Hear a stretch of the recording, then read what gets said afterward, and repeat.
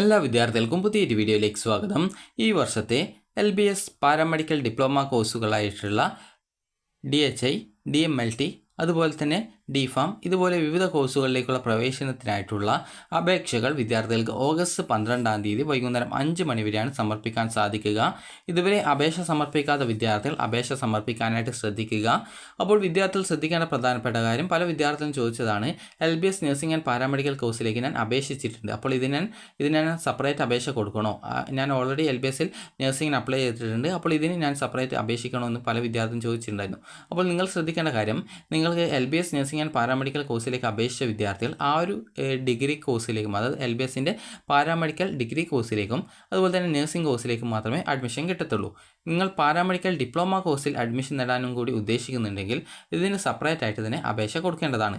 അപ്പോൾ ഇതിനായിട്ടുള്ള ലിങ്ക് അത് ഈ ഒരു വെബ്സൈറ്റിലൂടെയാണ് നിങ്ങൾ അപേക്ഷിക്കേണ്ടത്. അതായത് lbscenter.in/para-dip-farm HI 2025/ എന്നുള്ള ഈ ഒരു പേജിലൂടെയാണ്, ഈ ഒരു ലിങ്കിലൂടെയാണ് നിങ്ങൾ ഈ ഒരു അപേക്ഷ കൊടുക്കേണ്ടത്. അതായത് ഈ ഒരു ലിങ്കിലൂടെയാണ് നിങ്ങൾ ഈ ഒരു അപേക്ഷ സമർപ്പിക്കേണ്ടത്. അപ്പോൾ നിങ്ങൾക്ക് മനസ്സിലായിട്ടുണ്ടാകും, ഇതിന് നിങ്ങൾ അപേക്ഷിക്കുന്നുണ്ടെങ്കിൽ നിങ്ങൾ സെപ്പറേറ്റ് തന്നെയായിട്ട് അപേക്ഷ കൊടുക്കേണ്ടതാണ്. അപ്പോൾ ഈ ഒരു അപേക്ഷ വഴി നിങ്ങൾക്ക് അഡ്മിഷൻ കിട്ടുന്നത് എങ്ങനെയാണ് എന്നുള്ള കാര്യങ്ങളൊക്കെ നമുക്ക് നോക്കാം. അപ്പോൾ ആദ്യം തന്നെ നിങ്ങൾക്കുള്ള ഫീസ് എന്ന് പറയുമ്പോൾ അപേക്ഷാ ഫീസ് 600 രൂപയാണ് ഫീസ്. ജനറൽ വിഭാഗത്തിന് SC/ST വിഭാഗമാണെങ്കിൽ 300 രൂപയാണ് ഫീസ്. വിദ്യാർത്ഥികൾക്ക് ഫീസ് ഓൺലൈൻ മുഖേനോ അല്ലെങ്കിൽ നിങ്ങൾക്ക് വെബ്സൈറ്റിൽ നിന്ന് കിട്ടുന്ന ചലാൻ മുഖേനോ ഫീസ് അടക്കാവുന്നതാണ്. അപ്പോൾ ഏതൊക്കെ കോഴ്സുകളാണ് ഇതിൽ ഉള്ളത് എന്നുള്ളത് നമുക്ക് നോക്കാം.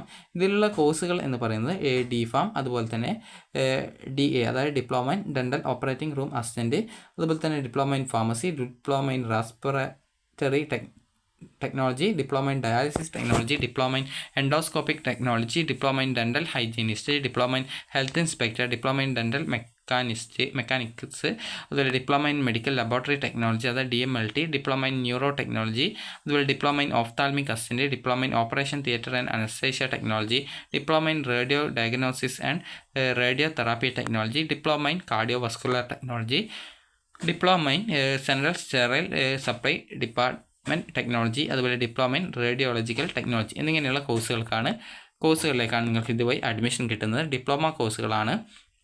അപ്പോൾ ഇതിനെ അപേക്ഷിക്കാനായിട്ട് 3 സ്റ്റെപ്പുകളാണുള്ളത്. ഒന്നാമത്തേത് ന്യൂ രജിസ്ട്രേഷൻ ലിങ്ക് മുഖേന പുതുതായിട്ട് രജിസ്ട്രേഷൻ ചെയ്യുക. അതിനുശേഷം നിങ്ങൾ ഫീ പേയ്മെൻറ്റ് ചെയ്യുക. ഫീ പേയ്മെൻറ്റ് ചെയ്ത ശേഷം പിന്നെ ലോഗിൻ ചെയ്യുക. നിങ്ങൾക്കുള്ള റിസർവേഷൻ എല്ലാവിധ ഡോക്യുമെൻറ്റ്സും കാര്യങ്ങളൊക്കെ കൃത്യമായിട്ട് അപ്ലോഡ് ചെയ്ത് കൊടുക്കുക. അതുപോലെ തന്നെ വിദ്യാർത്ഥികൾ ശ്രദ്ധിക്കേണ്ട പ്രധാനപ്പെട്ട കാര്യം, ഇതിൽ നിങ്ങളുടെ ഈ ഒരു ലോഗിൻ ചെയ്ത് നിങ്ങളുടെ ആപ്ലിക്കേഷൻ കംപ്ലീറ്റ് ചെയ്യുന്ന സമയത്ത് പല വിദ്യാർത്ഥികൾക്കും രജിസ്ട്രേഷൻ ID പാസ്വേഡും രജിസ്ട്രേഷൻ ID മിസ്സായി പോയി എന്നൊക്കെ പറയാറുണ്ട്. അപ്പോൾ അങ്ങനെയുള്ള വിദ്യാർത്ഥികൾക്ക് ഇവിടെ ആപ്ലിക്കേഷൻ ഇൻഫോ റിക്കവറി എന്നുള്ള ഒരു ലിങ്ക് കാണും. അതുവഴി നിങ്ങൾക്ക് നിങ്ങളുടെ ഡേറ്റ് ഓഫ് ബർത്ത്, രജിസ്ട്രേഷൻ ചെയ്യുമ്പോൾ കൊടുത്ത മൊബൈൽ നമ്പർ, അതുപോലെ തന്നെ ഇമെയിൽ ID എന്നിവ കറക്റ്റായിട്ട് കൊടുത്ത് നിങ്ങൾക്ക് റിക്കവർ ബട്ടൺ ക്ലിക്ക് ചെയ്ത് കഴിഞ്ഞാൽ നിങ്ങൾക്ക് നിങ്ങളുടെ ആ ഒരു application number, registration ID, challan number എന്നിവ നിങ്ങൾക്ക് റിക്കവറായിട്ട് കിട്ടുന്നതായിരിക്കും. ഇനി വിദ്യാർത്ഥികൾ ശ്രദ്ധിക്കേണ്ട പ്രധാനപ്പെട്ട കാര്യം എന്ന് പറയുന്നത്, നിങ്ങൾ ഇതിൽ ഒരു സ്റ്റെപ്പാണ് ലോഗിൻ എന്നുള്ള സ്റ്റെപ്പാണ് ലാസ്റ്റത്തെ സ്റ്റെപ്പ്. ലോഗിൻ ചെയ്ത ശേഷം നിങ്ങളുടെ ഡോക്യുമെൻറ്റ്സും റിസർവേഷൻ ഡീറ്റെയിൽസും ഒക്കെ കൊടുക്കുന്ന സമയത്ത് നിങ്ങൾ കൃത്യമായിട്ട് റിസർവേഷൻ ഡോക്യുമെൻറ്റ്സും കാര്യങ്ങളൊക്കെ അപ്ലോഡ് ചെയ്തിട്ടുണ്ട് എന്നുള്ള കാര്യം കൃത്യമായിട്ട് ഉറപ്പുവരുത്തുക. അതുപോലെ തന്നെ നിങ്ങൾ ആപ്ലിക്കേഷൻ കൺഫേംഡ് ആണോ, അത് നിങ്ങളിപ്പോൾ ആപ്ലിക്കേഷൻ്റെ എല്ലാവിധ റിസർവേഷൻ ഡോക്യുമെൻറ്റ്സൊക്കെ കറക്റ്റായിട്ട് അപ്ലോഡ് ചെയ്തു, യാതൊരുവിധ തെറ്റുമില്ല. ഇനി നിങ്ങളുടെ ആപ്ലിക്കേഷൻ കൺഫേംഡ് ആണോ എന്ന് കൃത്യമായിട്ട് ഉറപ്പുവരുത്തേണ്ടതാണ്. കാരണം പല വിദ്യാർത്ഥികളെയും ആപ്ലിക്കേഷൻ നോട്ട് ഫൈനലി കൺഫേംഡ് എന്ന് കാണിക്കുന്നുണ്ട്. അതിനർത്ഥം നിങ്ങളുടെ ആപ്ലിക്കേഷൻ കൺഫേംഡ് അല്ല എന്നാണ്. അപ്പോൾ അങ്ങനെയെങ്കിൽ നിങ്ങൾ ചെയ്യേണ്ട പ്രധാനപ്പെട്ട കാര്യം ഇത്രമാത്രമാണ്. നിങ്ങളുടെ പ്രൊഫൈൽ പേജിൽ ഇതുപോലെ ലോഗിൻ ചെയ്ത് കഴിഞ്ഞാൽ ഇതുപോലെ സൈഡിലായിട്ട് ഈ ലോഗിൻ ചെയ്ത പേജിൽ, അതായത് ആപ്ലിക്കേഷൻ സ്റ്റാറ്റസ് പേജിൽ ഇതുപോലെ സൈഡിലായിട്ട് 3 ലൈൻസ് കാണാൻ പറ്റും. അതിൽ ക്ലിക്ക് ചെയ്യുക. ക്ലിക്ക് ചെയ്ത് കഴിഞ്ഞാൽ നിങ്ങൾക്ക് ആപ്ലിക്കേഷൻ്റെ ഓരോ സ്റ്റെപ്സും കാണാൻ പറ്റും. അതിൽ ഫോട്ടോ അപ്ലോഡ് ചെയ്യാനുള്ളതുണ്ട്, സർട്ടിഫിക്കറ്റ് അപ്ലോഡ് ചെയ്യാനുണ്ട്, പേഴ്സണൽ ഡീറ്റെയിൽസ് എൻ്റർ ചെയ്ത് കൊടുക്കാനുണ്ട്, അതുപോലെ എഡ്യൂക്കേഷൻ ഡീറ്റെയിൽസ് ഉണ്ട്, അതുപോലെ തന്നെ പ്രിവ്യൂ പേജ് ഉണ്ട്. ഈ ഒരു രീതിയിൽ നിങ്ങൾ കൃത്യമായിട്ട് ഓരോ സ്റ്റെപ്പും കൃത്യമായിട്ട് നോക്കിയിട്ട് എന്തെങ്കിലും തെറ്റുകളോ അപ്ലോഡ് ചെയ്ത ഡോക്യുമെൻറ്റ്സ് എന്തെങ്കിലും മിസ്സായിട്ടുണ്ടെങ്കിലോ അല്ലെങ്കിൽ അപ്ലോഡ് ചെയ്യാൻ വിട്ടുപോയിട്ടുണ്ടെങ്കിലോ ഇതൊക്കെ കറക്റ്റായിട്ട് അപ്ലോഡ് ചെയ്ത് കൊടുത്ത ശേഷം അവസാനത്തെ സ്റ്റെപ്പായിട്ടുള്ള ഫൈനൽ കൺഫർമേഷൻ നിർബന്ധമായിട്ടും ചെയ്യണം.